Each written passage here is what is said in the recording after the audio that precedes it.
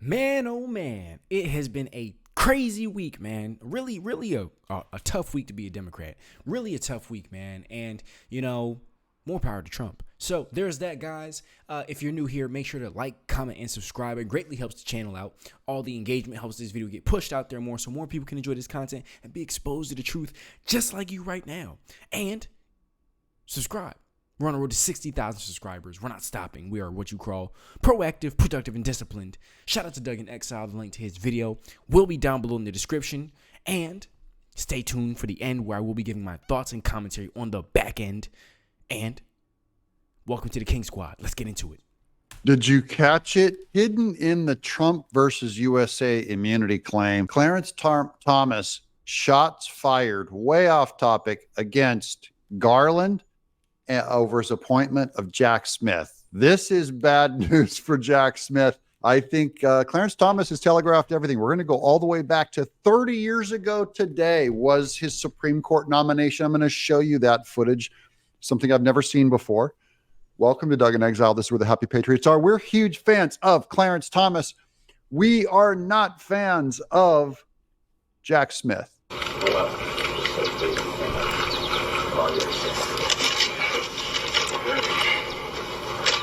Thank you, Mr. President. That's him thanking George Herbert Walker Bush, G.H.W.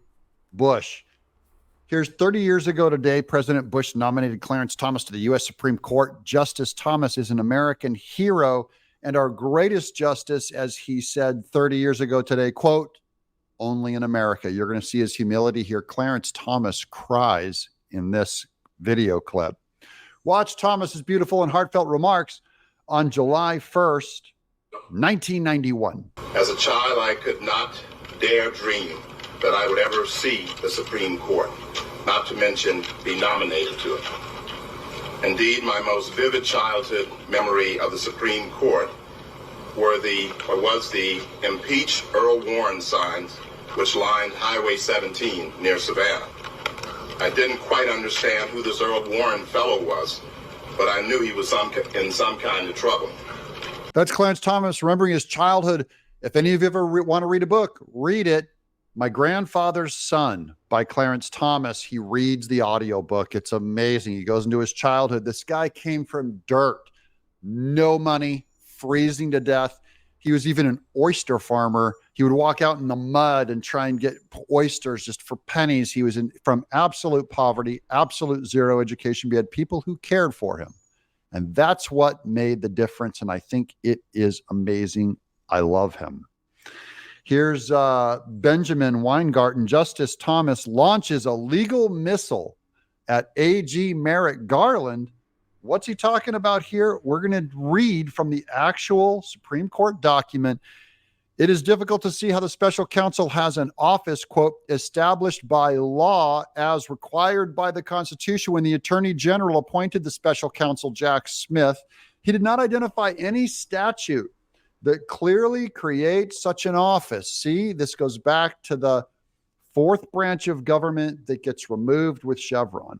See Department of Justice order, nor did he rely on a state statute granting him the authority to appoint officers as he deems fit, as the heads of some other agencies have. Instead, the Attorney General, Merrick Garland, relied upon several statutes of a general nature. Okay, now I'm going to go into that footnote real quick, just because it's interesting to me. To be sure, a few presidents have appointed special prosecutors without pointing to any express statutory authorization. See General A.T. Eastland, Ethics, Politics, and Independent Counsel. But this court has no occasion to review the constitutionality of those prosecutors' authority. In fact, Congress gave the Attorney General the power to appoint additional officers as he deems necessary, but only for the Bureau of Prisons. As Milt Friedman used to say, ignore everything before the but. Okay? Let's go. But special counsel's only for the Bureau of Prisons. Back to Clarence Thomas 30 years ago. I thank all of those who have helped me along the way and who've helped me to this point and this moment in my life, especially my grandparents who are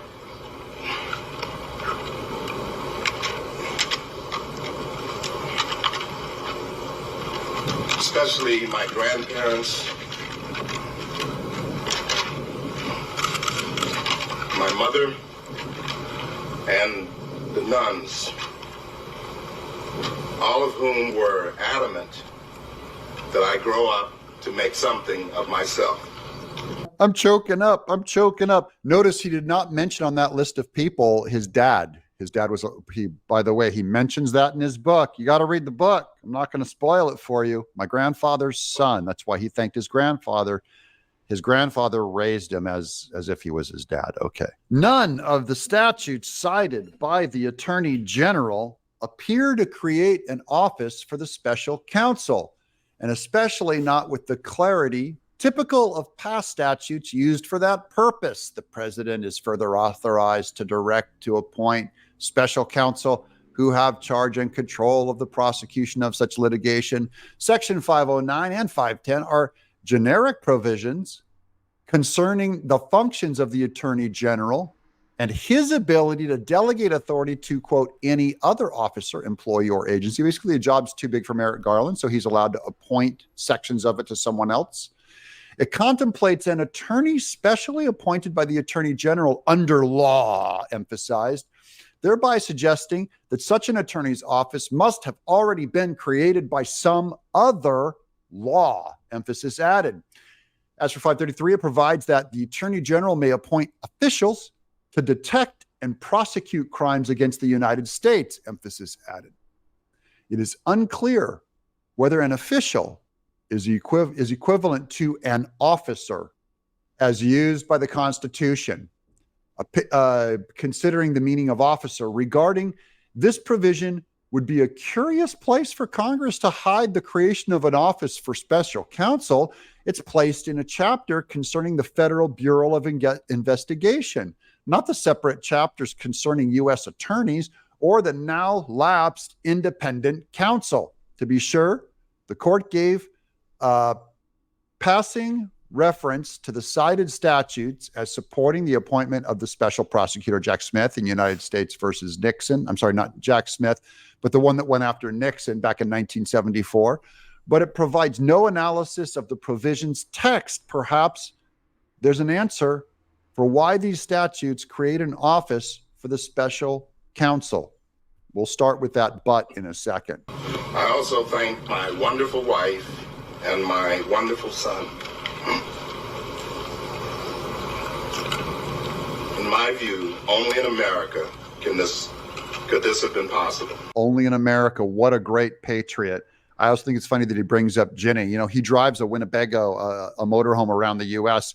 and goes and parks in camping areas where people don't recognize him. They don't know who he is, and he loves being with the people.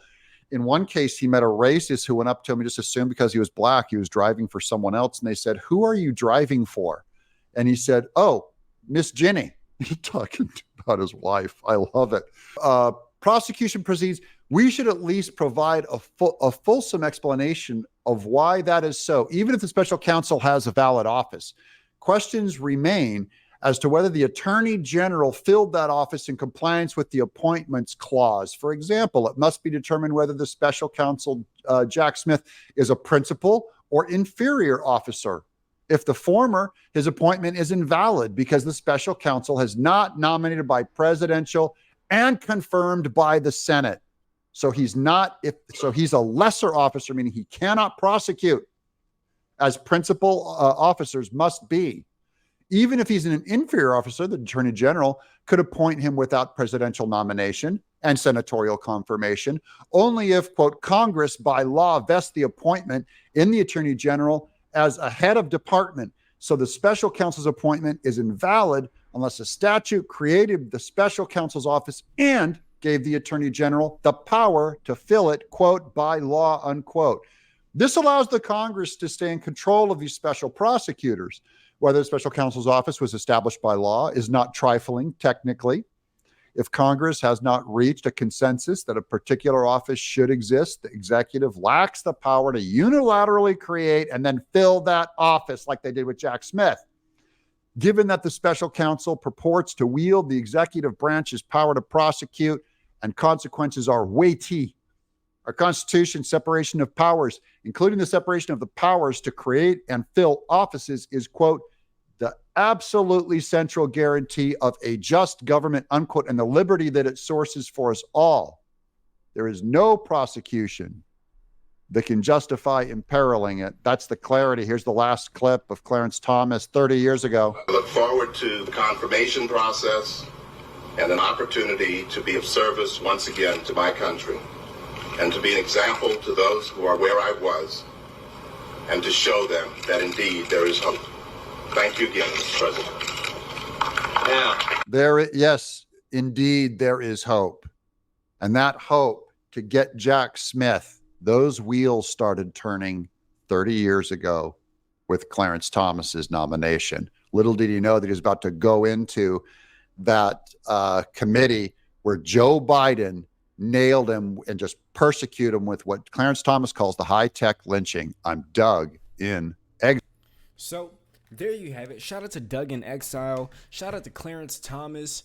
And yeah, with everything going on, I really look forward to seeing everything, just Jack Smith being addressed and stuff like that, and as well as everyone else who's going after Trump, So it's really an amazing thing to see Clarence Thomas just, be such a supportive patriot and everything like that, and just really put his foot down to actually, demand for justice and actually focus on making change out here. Really just inspiring stuff, beautiful stuff, amazing stuff, and even amazing to really, for a guy like myself to see a black man doing that as well. Because when I was a Democrat, one of the biggest things was, oh man, we're oppressed, and black people and we're just struggling, and we need the reparations and all this other Haagen-Dazs and Jumbo. And I was like, well, I mean, this is America. Granted, everybody's history has stuff in it. Okay, I understand that.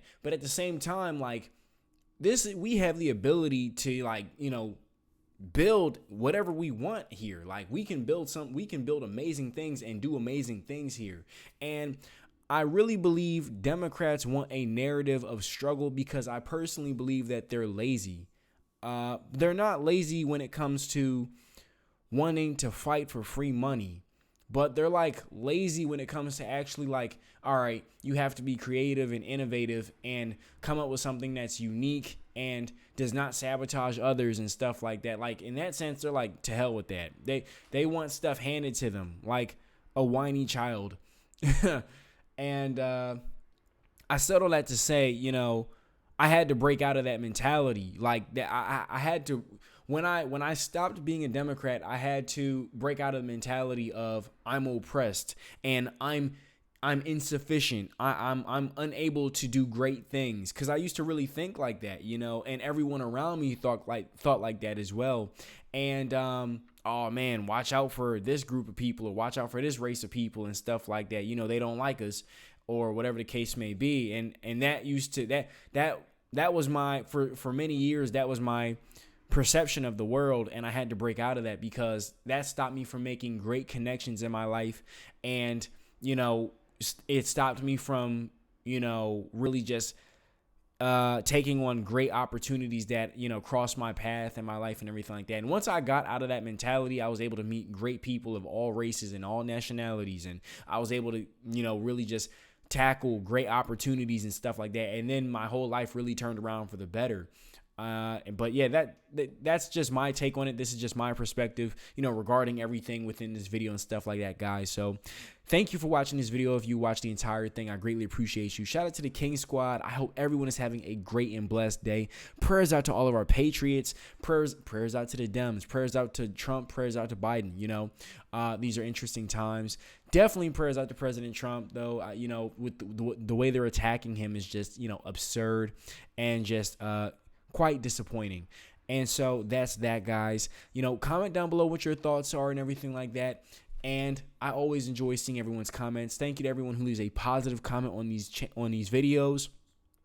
I appreciate everyone's support. Thank you to every single one of you guys who donates, everyone who keeps me updated.